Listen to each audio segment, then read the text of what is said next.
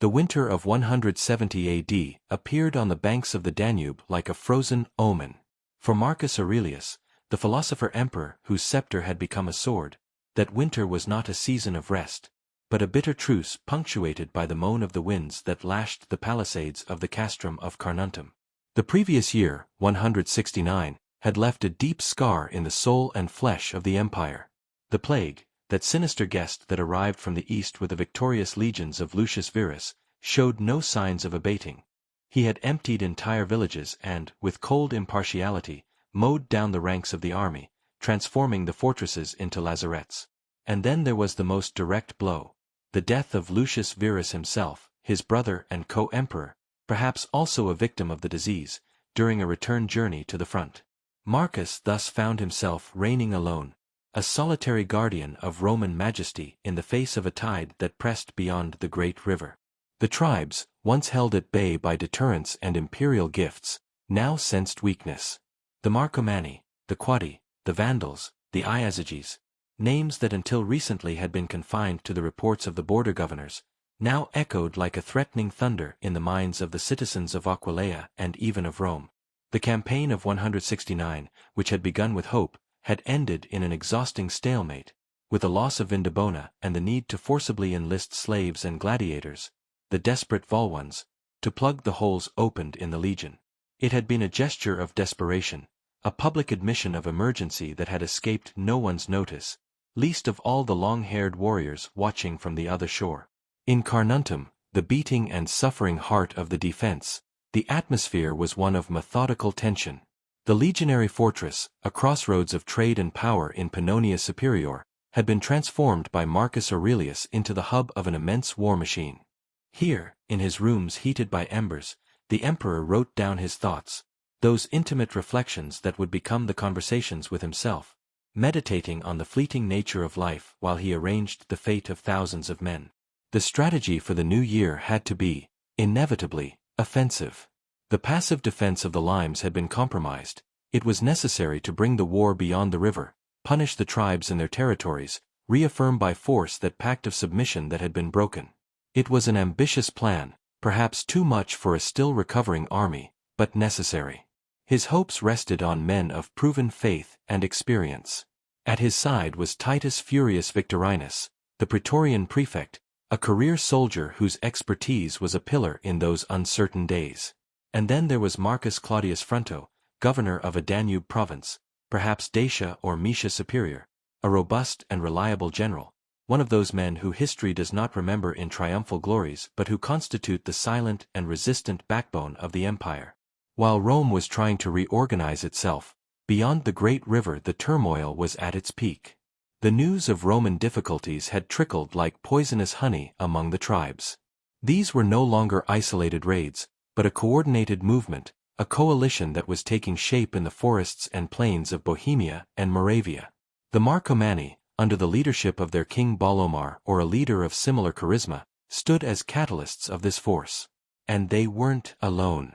Further east, in the boundless plain north of the Danube, the Sarmatian Iazyges, armored horsemen who were the nightmare of every infantry, swung their heavy spears, ready to fall on the provinces of Dacia and Moesia. Theirs was a different threat, made up of rapid assaults and a disturbing mobility. And again, like thunder coming from the remote Carpathians, the name of a tribe until then almost unknown to the great annals was added, the Costobosi. Their direction of march, stubborn and inexorable, pointed southeast, towards the rich and defenseless lands of Greece. It was a grip that was taking shape with sinister clarity, a western pincer of the Germans and an eastern one of the Sarmatians and their allies, with a lateral and unpredictable danger that threatened the eastern rear of the empire. Winter, therefore, was a gigantic breath held. In the workshops of Carnuntum the incessant beating of hammers on metals resounded, swords were forged and shields were repaired. Imperial couriers galloped on icy roads towards the still quiet provinces, carrying orders for recruitment and requisitioning of grain. Marcus Aurelius, in his dual role as commander and Pontifex Maximus, officiated rites to the traditional gods, invoking the help of Jupiter Stator, the one who stops the escapes, and Mars Ultor, the avenger.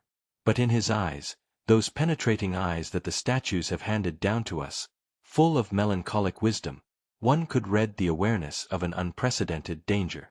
The year 170 opened not with the roar of the trumpets of a triumphal campaign, but in the muffled silence of the snow falling on the fresh tombs of the previous year and on the still unfinished fortifications. It was the prelude to a storm that was about to hit not only the borders, but the very heart of the Roman world. Everything was ready, or at least everything that could be prepared was. But the real judgment would come with the thaw, when the swollen rivers would no longer constitute a barrier, but a route for invasion.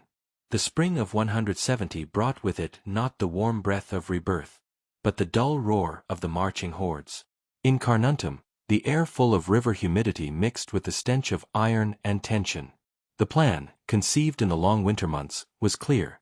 Take the war beyond the Danube, strike the heart of the Marcoman territories before the barbarian coalition could fully unite. It was supposed to be a show of strength, a swift and devastating blow to re-establish the sacred and inviolable principle of the frontier. The army that gathered for this mission was not the invincible legion of ancient glories. It was a painful assemblage of forces.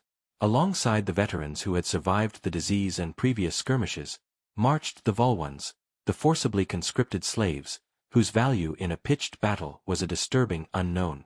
Perhaps its leader was the Praetorian prefect Titus Furius Victorinus himself, or perhaps an imperial legate whose identity was swallowed up by the dust of defeat.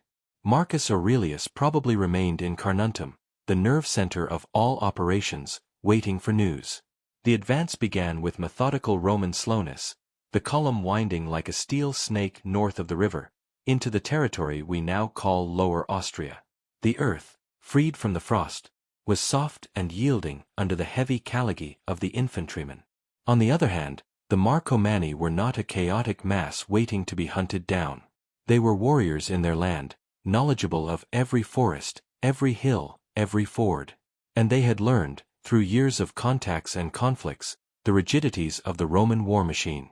Their strategy was a masterpiece of tribal cunning and patience. Instead of dispersing or offering immediate frontal resistance, they lured the Roman column into an area congenial to them. Perhaps it was a feigned retreat, a clever outflanking, or simply the choice of the most advantageous battlefield.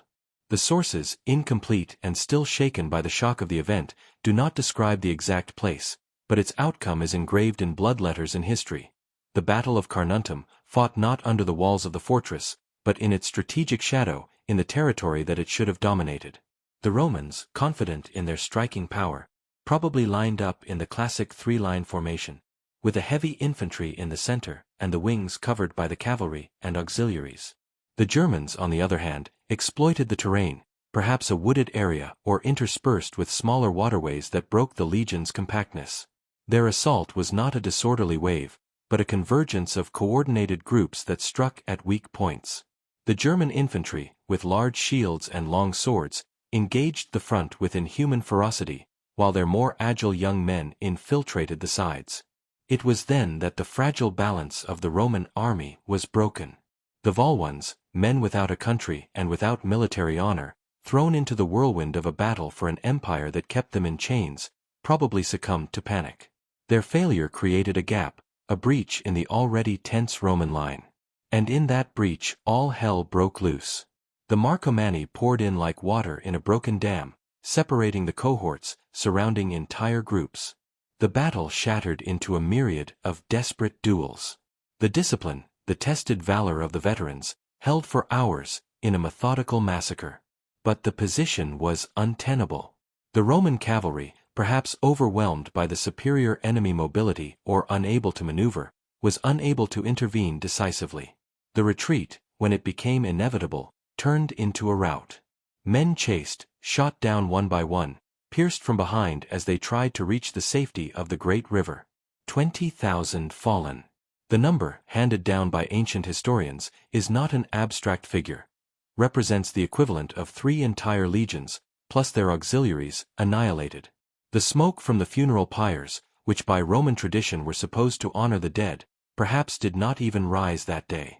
The land of Pannonia swallowed an entire army. The consequences were immediate and catastrophic. Carnuntum, from an offensive headquarters, became a citadel besieged in spirit, if not yet in material act. The road to Italy, through the Alpine passes of Pannonia and Noricum, was practically clear. The prestige of Rome, that mystical aura of invincibility that for centuries had subdued the enemies even before the clash, was shattered together with the insignia of the legions trampled in the mud. For the Germans of the coalition, that victory was not simply a military success. It was a revelation. It demonstrated that the Colossus could be mortally wounded, that its armor had weak joints. For Marcus Aurelius, the bitterest news of his life as emperor arrived. It wasn't just the loss of men, resources already so scarce, it was the defeat of a strategy, the collapse of an entire defensive vision. The philosopher-emperor now found himself having to manage not a campaign of conquest, but the desperate defense of the heart of the empire. The long shadow of that defeat would be projected for months, opening the doors to the hordes that were already pressing, smelling fear, towards the rich plains of Aquileia and Venetia. The sound of weapons at Carnuntum had not been the roar of a Roman warning, but the first ring of a death knell that rang menacingly all the way to the banks of the Po.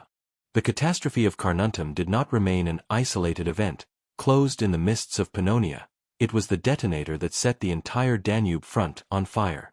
With the crash of the Roman army, a psychological barrier, more concrete than any wall, collapsed in the minds of the tribes. The news of the massacre, which spread with the rapidity of a steppe fire, galvanized the German coalition. They were no longer individual tribes in search of loot, but a compact wave of peoples on the move, aware of a new force. The Roman strategy, already reduced to defense after the defeat, had to deal with a ruthless geographical reality. The Alps, considered for generations an insurmountable bulwark, were crossed by a series of passes that led from Pannonia and Noricum straight to the heart of the fertile Po Valley. And those steppes, now, were defenseless. The retreat, or rather, the destruction of the Roman field army, had left them defenseless. Thus it was that, in the late spring or early summer of 170, the unthinkable happened. A barbarian army of enormous proportions, perhaps led by the Marcoman king Bolomar himself, crossed the Alpine ridges and swept into Italy.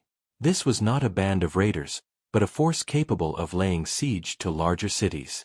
Their objective immediately became clear. Aquileia, the metropolis of the northeast, the keystone of the Italian defense system and one of the richest commercial emporiums in the Mediterranean. Its fall would have meant not only unimaginable spoils, but the transformation of Italy into a permanent battlefield. The advance was a river of iron and terror.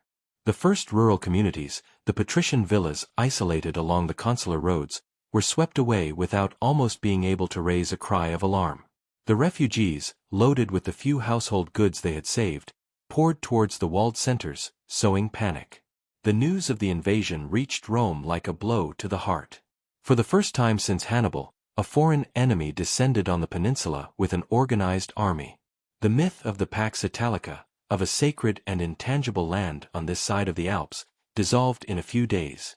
In Rome, the Senate was gripped by a tremor of horror, and ancestral echoes of the Gauls' siege of Breno must have resonated among the plebs.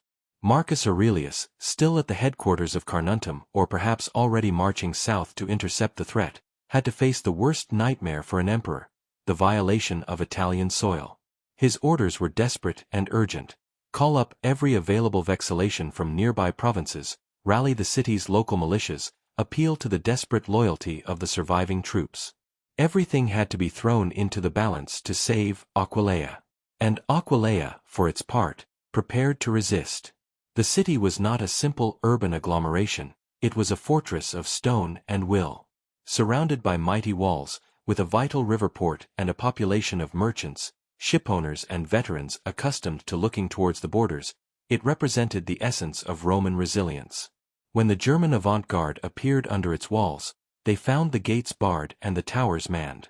The ensuing siege was not a simple encirclement of raiders, it was a strategic confrontation of epical significance. The Germans, masters of pitched warfare and coup de main, found themselves faced with the most alien challenge to their warrior culture, the methodical siege of a large city.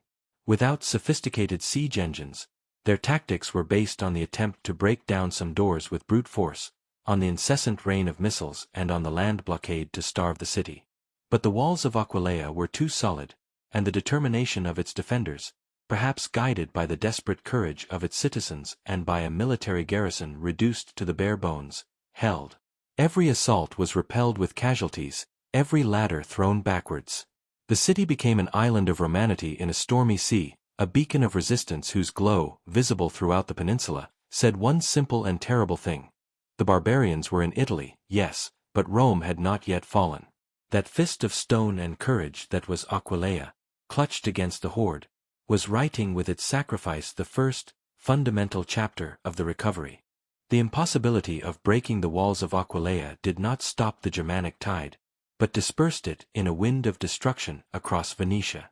Frustrated by the metropolis' tenacity, the coalition warriors turned to more accessible objectives, transforming a strategic campaign into a systematic plunder of the territory. The wealth of the Po Valley, accumulated over centuries of uninterrupted peace, was offered as an undefended banquet. The barbarian fury struck Opid, Oderzo, Concordia Sagittaria, Altino, minor but flourishing urban centers, commercial and administrative nodes that did not possess the defensive mass of Aquileia. Their walls, often more symbolic than actual, gave way or were overrun. The houses, temples and shops were looted with methodical brutality. The fire, faithful companion of every invasion, rose in black columns that stained the Italian sky, signs visible from tens of miles away of the end of an era. The rustic villas, the luxurious homes of the patricians with their mosaics and libraries, were razed to the ground, their owners killed or dragged away in chains, along with flocks, horses and every valuable object. Terror was no longer a political abstraction. It was a physical presence, tangible in the smell of burning that permeated the air, in the endless lines of ragged refugees that cluttered the secondary roads heading south, in the shocked looks of those who had lost everything. The psychological and material impact of this devastation finds a pale echo in the archaeological traces and rare surviving inscriptions. Layers of ash and rubble, dating with tragic precision to the mid-2nd century, have been found in numerous sites in the region, a seal of earth and coal on that 2-year period of iron. An epigraph, found in Altino, speaks of the reconstruction of a temple, destroyed by the cruelty of the barbarians. Another, later but evocative, celebrates a citizen who, with his own money redeemed many fellow citizens captured by the Germans from slavery. They are fragments of a collective tragedy, silent testimonies of a trauma that tore the veil of Italian security. In Rome, the news of the invasion must have caused a genuine state of shock. The Senate, guardian of traditions, found itself deliberating in an end-of-the-world atmosphere. The people, already tested by the plague that continued to claim victims, saw the specter of a war materialize that they had not felt since the mythical times of the Gallic invasions. Italy was not another frontier province. It was the cradle, the center of the world. Its violation was a geopolitical sacrilege. Marcus Aurelius, while Venetia was burning, was making the most dramatic of transitions, from commander of an offensive across the border to savior of the homeland in extreme danger.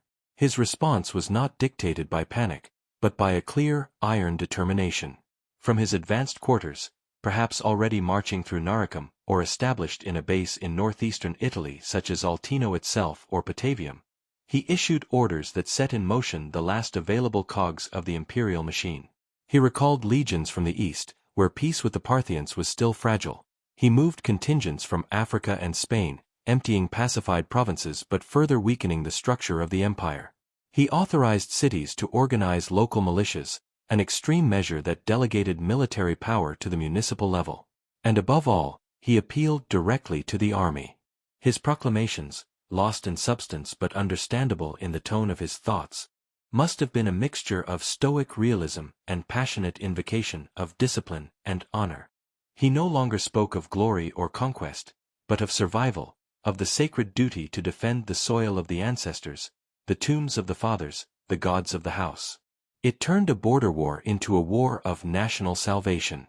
And while the loot accumulated by the Germans became increasingly cumbersome, while their groups dispersed to plunder in safety, the emperor slowly, painfully forged the cornerstones of the response. The storm had reached its peak. Now, from his bowels, the counter-thrust began to form. Aquileia, besieged but irreducible, was the pivot around which this response was taking shape, a rock against which the wave, after the first rush, began to break and retreat, leaving the heavy burden of its robbery on the beach. While Rome's attention and its defensive spasm were completely absorbed by the open wound in Italy, a second saber strike, equally profound but of a different nature, pierced the southern Balkans. If the Germanic invasion represented a political and military threat directed at the heart of the empire, the incursion that took place in Greece in that same year 170 struck its cultural and religious soul, demonstrating a total and sacrilegious vulnerability. The authors of this coup were the Costoboci, a population whose origins ancient and modern historians debate, perhaps Thracian, perhaps Dacian, perhaps a mixture of elements, settled on the northeastern borders of Dacia or beyond the Carpathians. Theirs was a secondary and distant threat in Roman strategic schemes, even more so after Trajan's Dacian wars, which had to pacify those regions. Yet, taking advantage of the general chaos and the thinning of the garrisons to fuel the desperate Italian defense, a body of Costoboci raiders undertook a dazzling march through the provinces of Moesia, Thrace, and Macedonia. Their destination was not a city to be sacked for material wealth, but a target of inestimable immaterial value, the sanctuary of Eleusis, a few miles from Athens. Eleusis was not a simple place of worship. It was the center of the Eleusinian mysteries, the holiest, oldest, and most venerated initiatory rite of the Greco-Roman world. For centuries, from Pericles to Marcus Aurelius himself, emperors, philosophers, artists, and common citizens had gone there to be initiated, to receive the promise of a life after death. His priesthood, the Hierophants, was one of the most respected figures in the ecumene. The sanctuary, with its great telesterion, the initiation hall, its votive treasures accumulated over centuries of devotion, was a place of peace and sacred terror, considered inviolable. In the summer or autumn of 170, this inviolability was shattered with a brutality that seemed to shake the cosmic order. The Costoboci broke into the sacred enclosure. We have not received a detailed chronicle of the event, but the archaeology and subsequent restoration inscriptions speak of a systematic devastation. The telesterion, the heart of the mystery, was set on fire. The treasures, gold and silver statues, offerings, ritual objects of immeasurable religious value, were looted or destroyed. The historian Pausanias, writing a few years later, mentions the destruction with a tone of horror that is still alive. And the height of sacrilege. The high priest, the Hierophants, was killed while trying to oppose the defilers. The consequences of this act far exceeded the material damage. The message that spread across the Greco-Roman world was chilling in its clarity. Not only could Rome not protect its borders, but it could not even protect the holiest sanctuaries of its own culturally shared pantheon. If the barbarians could trample the soil of Eleusis, kill its chief priest, and burn to ashes the place where the secret of eternal life was revealed, then no place was safe, no divine promise was guaranteed. It was a spiritual shock of incalculable magnitude, an attack on the very identity of the civilization that Rome administered. For Marcus Aurelius, Stoic philosopher and Pontifex Maximus, the news must have been a bitter and personal blow. He, who sought solace in philosophy and duty, found himself governing an empire where even the gods seemed to have turned their backs, or where their protection had proven to be an illusion. The Costoboci incursion, although militarily limited and conducted by a group that then disappeared from the scene almost without leaving a trace, completed the picture of an apocalyptic year. To the north, the border was breached and Italy violated. To the southeast, the spiritual legacy of profaned classicism. It was proof that the storm did not have a single front, but enveloped the entire Roman world in a grip of iron and fire, calling into question not only the power of Rome, but its very reason for existing as a guarantor of cosmic and civil order. The sack of Eleusis did not kill soldiers, but it killed a certainty. If the sack of Eleusis had affected the spirit of the empire, another loss, more earthly but no less serious, was bleeding it on the eastern Danube front. While the German coalition raged in Italy, the pressure had not eased at all along the entire course of the great river. In the sector of Dacia and Moesia Superior, the Sarmatian Iazyges, knights of the steppes who had always been restless, unleashed their offensive, taking advantage of the fact that Roman attention and reserves had been diverted towards the Italian catastrophe. Against them stood one of Marcus Aurelius' most trusted generals, whose loss would mark the year 170 with another incurable wound, Marcus Claudius Fronto. His figure, elusive in biographical details but clear in its importance, emerges from inscriptions and chronicles as that of a highly experienced provincial governor, probably leading Moesia Superior or Dacia itself. He was one of those men of the imperial apparatus, forged in administration and border command, on whom the system relied to maintain order in the most exposed provinces. In the autumn of that fateful year, Fronto found himself having to face the Sarmatian threat in pitched battle. The clash did not take place under the walls of a besieged city, but in the open vastness of the Danube plain, ideal terrain for the impact force of the Iazyges. These were not Germanic forest warriors, but Eurasian nomads whose tactics were a deadly art of mobility and concentrated power. Their heavy cavalry, the Catastrophe, were a fearful sight, men and horses clad in scales of iron or hardened leather, like animated statues charging with long, heavy spears, capable of breaking through any loose formation. Flanked by swarms of horse archers, capable of peppering the Roman lines with arrows before the frontal clash, they constituted a tactically complex and lethal opponent. Fronto, a veteran of those frontiers, knew its dangers. The clash must have been a classic confrontation between the discipline of the legionary infantry, probably deployed in a compact formation to resist the charge, and the circular fury of the nomadic cavalry. The sources, once again lacking in details but explicit in the event, tell us only one thing. Marcus Claudius Fronto fell in that battle. He did not surrender, he was not captured, he died fighting. His end was not that of a commander overwhelmed in the defeat of an army, but probably that of a general who, having lost control of the fray or hit during a desperate assault, found his death on the field, surrounded by his men. The consequences of this loss were strategic and, perhaps, intimately personal for Marcus Aurelius. Military-wise, Fronto's death left a critical command vacuum in an already burning sector. Without his expert hand, the organized resistance against the Iazyges risked disintegrating, exposing the entire eastern flank of the theater of war to a new, devastating collapse. Dacia, an isolated province north of the Danube, could be cut off. The rich cities of Moesia, such as Viminatium, became extremely vulnerable. It was a disaster that could trigger an irreparable domino effect. On a human level, for the emperor, it represented the loss of a pillar. At a time when the circle of trusted collaborators was thinning due to war and plague, every man like Fronto, competent, loyal, a reliable extension of the imperial will in the provinces, was irreplaceable. His death, combined with the slaughter of Carnuntum and the terror in Italy, completed the triple mourning of the year. For the soldiers, for the homeland, for the leadership.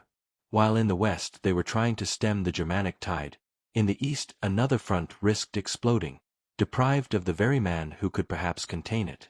The sacrifice of Fronto, heroic and solitary in the mists of history, marked the lowest point of the Roman strategic parable in 170. Every attempt to hold the line, whether offensive or defensive, seemed destined to turn into a tragedy. The empire was no longer able to protect its sanctuaries, its cities, or its best generals. In that tangle of defeats and profanations, the soul of the empire seemed to be embodied in a single man, perhaps sitting in a bare room of a praetorium in northern Italy, or even in the castrum of Carnuntum surrounded by the echo of defeat. Marcus Aurelius, the philosopher-emperor, went through the most severe of trials. His Pensieri, that intimate and universal work, retained traces of this internal storm without ever explicitly naming the Marcomanni or the columns of smoke over Venetia. It is in the reflections probably written in those same years, alongside the war reports, that we can grasp the portrait of a stoic leadership under unprecedented pressure. Support and abstain, he wrote. The disposition of mind immune from passions considers each event separately. And again, turning to himself, don't be ashamed of being helped, the work must be done. In these words there is all the tension of the moment, the invitation to superhuman firmness in the face of chaos, mixed with the pragmatic admission of the need to accept any help, even the most humble. While his generals fell and provinces burned, his mind trained in detachment, in seeing events as natural facts, even if terrible, to be faced with virtue and duty. This was his internal headquarters, the fortress from which no barbarian could expel him. Around him, the Roman war machine, seriously damaged, was beginning to emit the first creaking signs of recovery. The situation, however desperate, was not static. The Germanic invasion in Italy had an intrinsic point of vulnerability. the warriors were not driven by the desire to conquer and colonize, but by that of plundering and, finally, returning home with the loot. Aquileia, holding firm, had broken their strategic momentum, forcing them to disperse into gangs dedicated to plunder. This dispersion, if on the one hand multiplied the terror, on the other made them more vulnerable. Marcus Aurelius and his new commanders, among whom the figure of his son-in-law, Tiberius Claudius Pompeianus, an expert general recalled from the East probably emerged, applied a strategy of attrition and containment. It was not yet time for a big, risky pitched battle. It was rather a question of regaining control of the vital nodes, the Alpine passes. Small mobile units, perhaps made up of the few remaining professional troops and reorganized local militias, began to press on the isolated barbarian groups, to reconquer the passes, to interrupt the lines of communication and return to the Danube. Every minor clash, every successful ambush, was a brick to rebuild morale and regain the initiative. At the same time, the great imperial orders began to produce their late fruits. Vexallations from the eastern legions, such as the 2 Trianafortis or the 3 Gallica, marched in forced stages towards Italy. Contingents from African and Hispanic provinces embarked for the Adriatic. It was a slow, but inexorable, accumulation of forces on the edge of the theater of war. The winter of 170, which was approaching, played a dual role. For the Germans, loaded with slaves, precious objects and raided flocks, it became a threat. The herds required grazing, the loot slowed down the march, and the need to find safe winter quarters, preferably north of the Alps, became pressing. For the Romans, it represented a respite, a precious time to consolidate the defenses, receive reinforcements and organize the spring counteroffensive. Finally, the siege of Aquileia was coming to an end, not due to the failure of the defenders, but due to the inability of the besiegers to continue it. Without a fleet to block the river port and without hope of a breakthrough, Balimar's warriors had to surrender to the evidence. The great prey was unattainable. Their retreat from the city walls was not an escape, but a thoughtful retreat, however fraught with a new danger. They now had to recross a territory, that of the Alpine passes, which the Romans were laboriously regaining control of, and do so while they were weighed down by loot that made them slow and predictable. Marcus Aurelius, from his room, perhaps saw the first pale outline of an opportunity taking shape. The blind fury of the invasion had exhausted itself against the resistance. Now the most delicate and ruthless phase began, that of the hunt to return. The philosopher had endured. Now it was up to the soldier to refrain from reckless pursuit and organize, with cold patience, the blow that could not only chase away, but destroy the invader.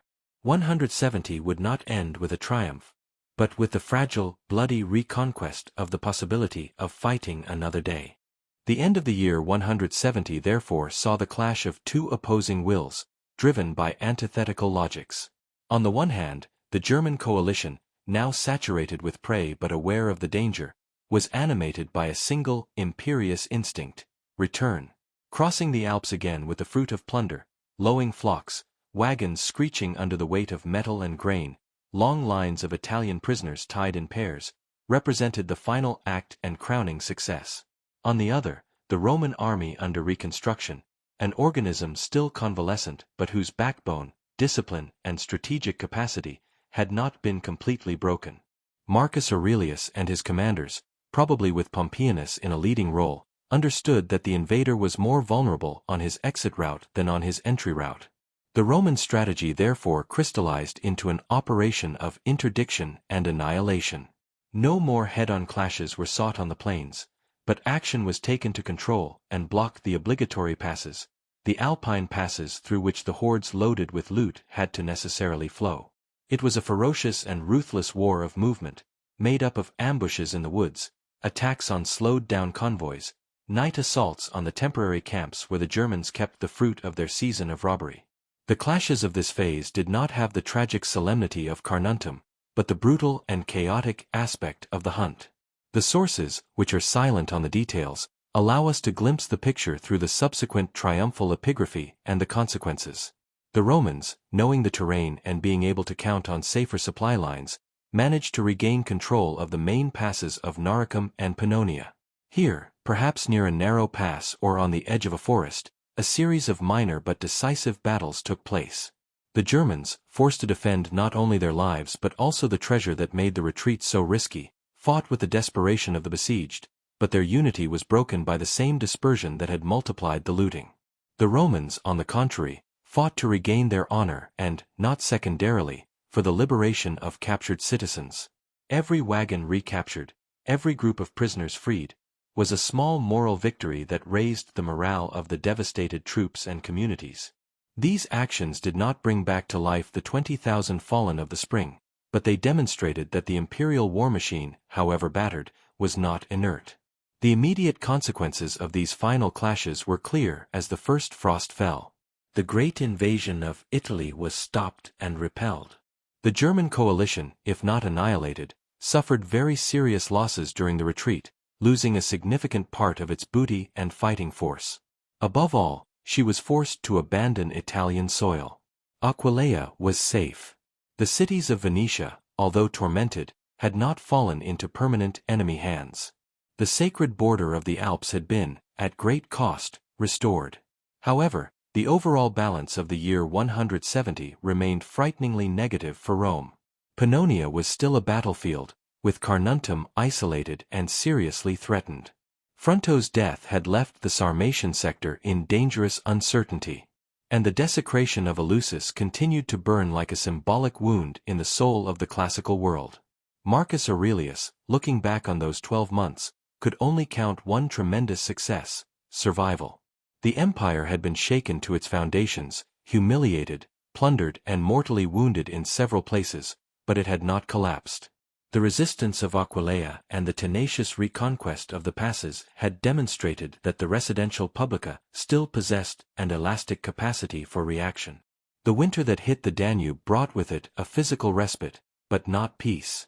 It was the silence full of foreboding of those who, after having survived a shipwreck, find themselves on a desolate beach, with the awareness that the storm has only moved away, and that the ship, if it wants to sail the sea again, will have to be entirely rebuilt, keel by keel, with the wood torn from a forest still full of enemies. The year 170 of the Common Era ended like this, not with a roll of drums but with the dull murmur of the wind among the ruins. For Rome, it was the year of looking the abyss in the face and taking a step back from the edge. None of the threats that had characterized it, the pitched defeat, the violation of Italy, the sacrilege in Greece, the death of a key general, had been completely resolved. Yet, in each of these disasters, a desperate reaction had coalesced. The defeat at Carnuntum had taught the danger of underestimating the enemy. The Italian invasion had reawakened a ferocious instinct for national survival. The sack of Eleusis had shown, in its atrocity, the depth of the stakes, which were not only territorial but civil. Fronto's death had made clear the human cost of leadership. Marcus Aurelius, a stoic pillar in a shattered world, had embodied this transition from paralysis to organized resistance. His was not a command of dazzling victories, but of tenacious, obstinate conservation. 170 did not mark the end of the war, but its change of phase. From the initial surprise and shock we moved on to the long, exhausting war of attrition that would continue for years. The empire had lost the initiative, its aura and a generation of soldiers, but in the winter of 170, among the still hot ashes of Venetia and the finally quiet walls of Aquileia, the first, faint light of a possible recovery could be seen. The storm had revealed all the cracks in the Roman armor, but it had also demonstrated that the heart inside that armor, although wounded, still beat with a steady and sleepless rhythm.